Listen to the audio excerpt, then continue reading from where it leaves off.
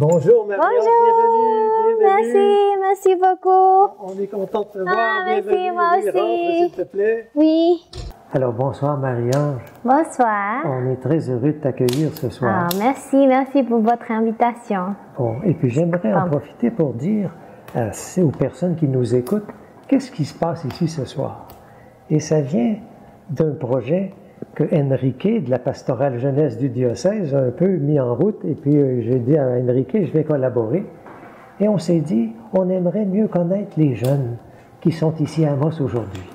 On s'est dit, on aimerait se mettre à l'écoute, en particulier des jeunes qui proviennent de d'autres régions, qui sont comme en quelque sorte nouveaux dans la région, ou bien qui viennent d'autres pays. Et puis, tu as été ouverte à nous rencontrer, et on est heureux de te donner en quelque sorte la parole, Marie-Ange, pour te connaître. Qu'est-ce que tu vis? Qu'est-ce que tu portes? Qu'est-ce qui te donne vie? Puis qu'est-ce qui est peut-être difficile quand on vient d'un autre pays? D'abord, tu viens de quel pays, Marie-Ange? Bon, je viens de Venezuela. C'est un pays sud-américain. Et à côté de la Colombie. Et je suis là-bas depuis que je suis née, jusqu'à 25 ans. Et puis tu as choisi Amos. Comment on choisit Amos? Bon, Amos m'a choisi.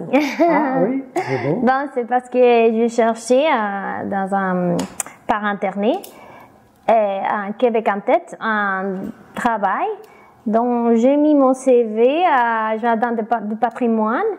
Donc, ils m'ont dit que j'en avais besoin seulement d'un français intermédiaire et ils m'ont fait l'entrevue. Donc, tu travailles au Jardin du patrimoine? Oui, je travaille au Qu'est-ce Jardin. que tu fais au Jardin, là? Là-bas, je suis l'entretien ménager. OK. Donc, tu es pas proche des personnes? Oui, proche des personnes âgées. C'était nouveau pour moi. Quand je suis arrivée, c'était quand même difficile. Mais après les premiers mois, je me suis habituée vraiment bien. Les personnes sont vraiment accueillantes, gentilles. Si j'avais besoin de quelque chose, ils m'ont demandé toujours si j'avais besoin d'aide ou quelque chose comme ça. Donc, c'était difficile au début, mais après, c'était vraiment bien. Enfin, il y a beaucoup d'histoires, d'anecdotes, c'est vraiment bien. C'est très beau. Je pressens déjà que ça doit être des très belles rencontres que tu vis là-bas et eux avec toi. Oui. Qu'est-ce qui t'a frappé dans la culture d'ici et qui était différent de ta culture de naissance, celle de ton pays? Ce qui m'a frappé, c'est que je pensais que vous allez être plus froid. Comme dans l'approche, dans l'accueil, je dis bon, parce que là, au début, j'étais en France. En France, les gens sont pas si accueillants, hein, et j'étais seule là-bas, comme ici, je travaillais là-bas, et j'ai eu des problèmes pour m'adapter, surtout parce que les gens ne voulaient pas toujours parler, mais ici, les gens, ils demandent, ils sont toujours là pour toi, donc ça m'a frappé de manière positive. C'était vraiment positif pour moi de voir comment vous êtes accueillant. Je vais le dire toujours. Et après, quand je suis rentrée ici à Amos, je pensais que c'était plus petit, mais quand même, il y a beaucoup de choses que tu peux quand même faire. Il y a des cinémas, il y a Et là, bon, la cuisine, moi, là-bas au Venezuela, la cuisine, c'est une autre chose. La langue, oui, la langue, parce que moi, j'ai appris la langue française, on dit des standards. Oui. Et quand je suis arrivée, comme j'ai travaillé déjà avec personnes âgées, la manière, les expressions, les phrases, c'était comme oui. Comme quel âge à toi? Oui. Tu veux couper ta tête? Oui. J'étais toujours oui. C'était toujours comme ça. Parce que je n'arrivais pas à comprendre au début. Je devais répéter 2-3 fois. Mais bon, c'est une question seulement d'écouter, de s'habituer à la manière de parler, les différents phonétiques que les Québécois utilisent normalement. Eh bien, c'est beau de savoir que tu y arrives très bien, et tu t'exprimes très bien, et tu me comprends très bien aussi. Merci beaucoup. Est-ce qu'il y a eu des choses plus difficiles? Parfois, j'entends des gens qui arrivent dans notre culture et qui sont choqués de certains aspects de notre culture, nos coutumes. Est-ce qu'il y a des choses qui ont été plus difficiles pour toi de comprendre? Moi, je suis une personne qui s'adapte très bien. Et moi, j'essaie de comprendre. Donc pour moi, c'était pas si différent parce que j'étais dans différents pays. J'étais en Égypte, j'étais 6 mois en Égypte. C'est totalement différent ma culture, mais j'ai essayé toujours et j'essaie toujours de m'habituer à toutes les cultures. Et pour moi, c'était plus que d'autres choses.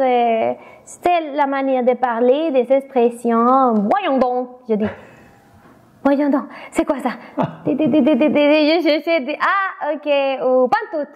J'étais comme, pantoute, pas du tout, pas du tout. C'était comme des choses qui, ça c'était le plus difficile pour moi. Froid, par exemple, quand, ici surtout en Abitibi, parce que dans le sud du pays, c'est pas si comme ça, mais si en Abitibi, j'ai été un peu étonnée quand j'ai vu les gens 100 degrés avec des shorts ou jupes ou comme ça, ils sont sortis comme ça, je dis, tu veux pas froid? Je me congèle avec 100 degrés, moi, je peux pas montrer rien, même mes mains. Donc, c'était comme ça, like, je vais courir, je vais aller là-bas comme si c'était l'été. Mais ça m'a étonnée un petit peu. Oui, j'étais comme, waouh! Et au niveau, quand tu étais au Venezuela, nous, on est un mouvement d'église, la pastorale. Est-ce que tu participais à la vie de l'église là-bas et ici, est-ce que tu retrouves ce que tu trouvais là-bas? Ouais, non, c'est quand même totalement différent. Là-bas, au Venezuela, l'église catholique, elle c'est partie de notre culture. Dès que je suis petite, j'étudie à l'école, une école catholique. Ma mère aussi, elle est vraiment catholique. On allait quand même chaque dimanche à l'église. C'est ça. C'était normalement, et nous, comme enfants, on était toujours proches à l'église catholique, à la religion en général. Même si tu n'es pas catholique, la religion en général, c'est partie de notre culture. C'est ça. Et ici, bon, je constatais que c'est différent. Les enfants, c'est totalement différent. Oui. Et ici, quand je suis allée à l'église, j'ai vu que, bon, il n'y a pas beaucoup de gens, plus de têtes blanches. Quand il y a encore des cheveux. Ouais, exactement. Plus ça, et malheureusement, ça un peu m'a étonné un petit peu. Et qu'est-ce que tu aurais envie de dire, par exemple, aux gens de la région ici, par rapport à comment ils intègrent des personnes comme toi et comment ils accueillent même ce que tu peux apporter? Qu'est-ce que tu as envie de leur dire?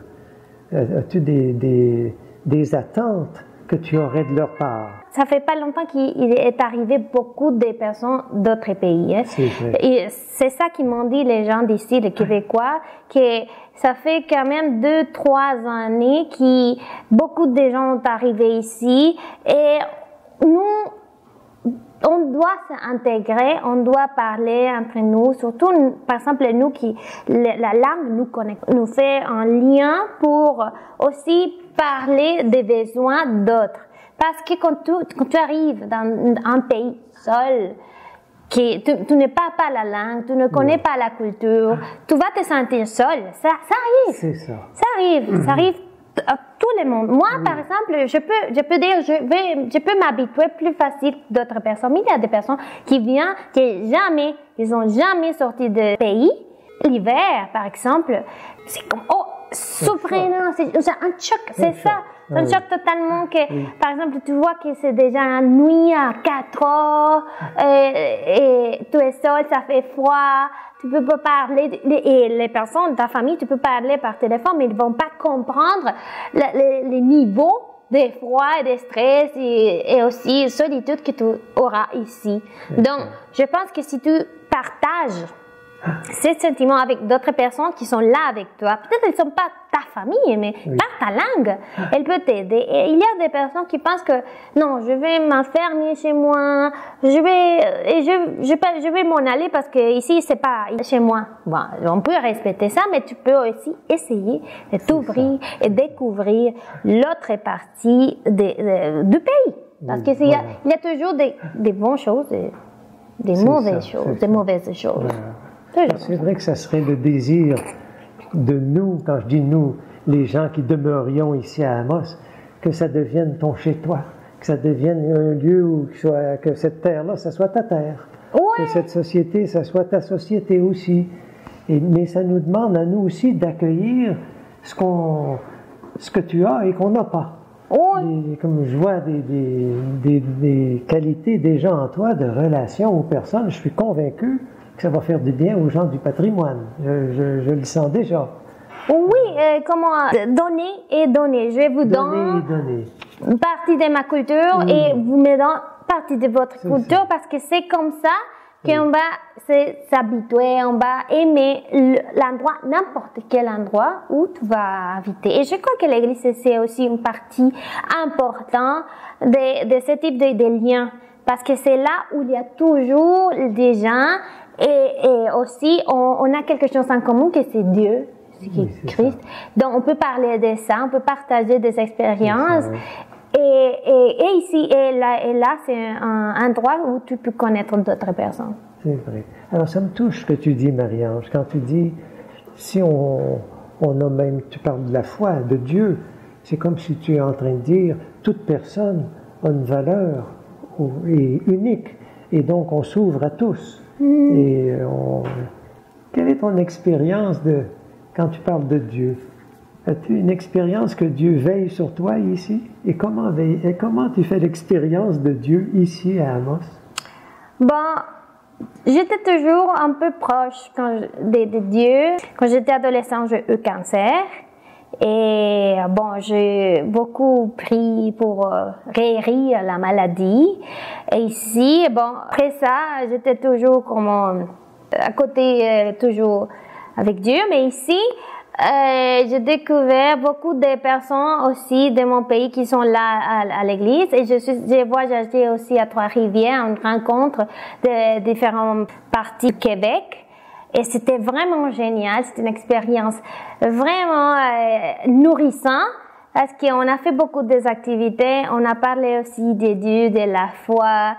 Il y avait des personnes jeunes, même si on pense qu'il n'y a rien de rien, il y a beaucoup de personnes qui travaillent ensemble pour que la foi rayonne partout. Et c'était vraiment beau, c'était beau l'expérience que j'ai eue, même si je pensais qu'il n'y avait rien, parce que quand on voit les églises parfois sont vides, tout ça, mais il y en a encore, En tout cas, je me réjouis que tu aies pu déjà rencontrer d'autres jeunes ici au Québec avec qui tu pouvais partager au niveau de ta foi. Et on espérait qu'un jour, à Amos, on ait un groupe de jeunes dans nos communautés qui se rencontrent et qui puissent partager ensemble. Ce serait notre espoir. Mais tout à l'heure, tu me parlais que quand un des domaines qui était difficile, c'est la cuisine, que tu aimes ça avoir parfois des mets qui viennent de chez toi. Alors, Marie-Ange, on est rendu dans la cuisine. Tu avais tes parents là-bas? As-tu des frères et sœurs? Oui, toute ma famille est là-bas. Mon père, ma mère, et j'ai une sœur plus âgée. Et moi, on est 4 là-bas. Mais la famille parentale et maternelle aussi, ils sont là-bas tous. Oui, je suis seule ici. C'est pas trop difficile de les avoir quittés, Marie? De plus ou moins. Je peux dire, moi, je suis une personne qui aime voyager. Parfois, je veux avoir ma famille à côté de moi, mais je me sens vraiment bien ici, à Amos. Et c'est un petite ville qui m'a donné beaucoup. Même si j'étais pas si longtemps ici, ça fait pas longtemps que je suis là. Et les gens sont vraiment accueillants. Oh, ça c'est beau à entendre. Et là, tu vas préparer quelque chose qui ressemble à ce que tu préparerais si tu étais au Venezuela. Oui, je préparais. El postre se llama golfeado. Normalement, notre pays, c'est comme brioche que vous dites, mais on met au-dessus un fromage de chez nous, mais comme il n'y a pas, on va manger sans le fromage. Ça va être un peu différent. Ça va être un peu différent, mais ça va être délicieux quand même. Oui, je suis sûr. Ça a déjà l'air bon. Oui, merci. Ouais. Et est-ce que tu fais souvent de la nourriture vénézuélienne ici, Marie-Ange? Les fêtes de Noël, on prépare une chose qui s'appelle hallaca. Hallaca. Et Marie-Ange, as-tu d'autres amis du Venezuela ici à Amos avec lesquels tu peux te rassembler avec lesquels tu peux partager? Bon, dans mon pays, Oui, ici à Amos, il n'y a pas. tu es la seule. Je suis la seule, Oh. unique. Vénézuélienne. Unique. Mais il y a beaucoup de personnes aussi qui viennent des latino-américains, qui parlent Oui. l'espagnol aussi. C'est ça. On essaie d'être ensemble, de parler, de faire des réunions et ça m'aide aussi à comment sentir la chaleur espagnole de tous les pays latino-américains. C'est ça. Et j'ai trouvé quelques amis à Val d'Or, Ah. vénézuéliens, Oh, qui ça fait longtemps qu'ils sont là et ils m'ont trouvé par Facebook. oh, Ouais. c'est très beau. Avant, je pensais que j'étais l'unique. Je dis, oh, pourquoi mes amis vénézuéliens ne veulent pas? Ah, parce qu'il fait froid. Il fait froid, comme vous dites Bon. ici. Four pendant 20 minutes. OK. Alors, Marie-Ange, est-ce que c'est prêt? Oui, c'est Oh, on a prêt. hâte de goûter, on a hâte de On goûter est à prêt ça. pour goûter. Dis-nous comment ça s'appelle encore. Ah bon, El postre se llama golfeado. Yao. il manque un peu le fromage, mais bon, ça va Ah, ça va c'est un être bon coffre quand sans même. fromage. Ouais, je vais Perfect. commencer 10 heures.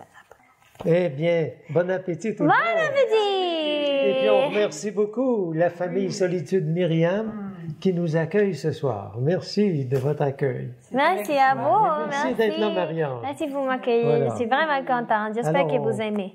On est contente aussi. Merci.